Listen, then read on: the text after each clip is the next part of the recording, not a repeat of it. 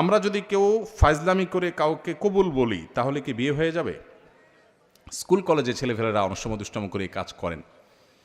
দেখুন, সালাতুন জিদ্দুহুন্না জিদ্দুন ওয়া হাজলুহুন্না জিদ্দুন। নবী সাল্লাল্লাহু আলাইহি ওয়াসাল্লাম বলেছেন তিনটা কাজ হাসতে হাসতে করলে যা হবে সিরিয়াসলি করলেও তা হবে।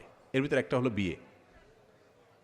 যদি দুইজন সাক্ষীর উপস্থিতিতে, অ্যাডাল্ট দুজন সাক্ষীর উপস্থিতিতে এই কাম করে থাকেন, উভয়ে হাসাহাসি করেছেন, আর নিজেরা শিশু না হন, আপনারাও অ্যাডাল্ট হন, তাহলে হানাফি মাযহাবের মাসআলা অনুযায়ী বিয়ে হয়ে যাবে।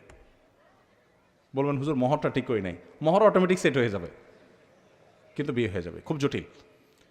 এখন অনেক সময় আমরা ফাজলামি করি। এখন কেউ নাটক সিনেমাতে অভিনয় করার জন্য করছে, সেটাও যদি দুজন সাক্ষীর সামনে করে, ওই ব্যাকল জানে না, যদি আবিয়াত্ত হয়ে থাকে বিয়ে হয়ে যাবে, আর যদি বিবাহিত হয় তাহলে তার কোনো উপায় নেই।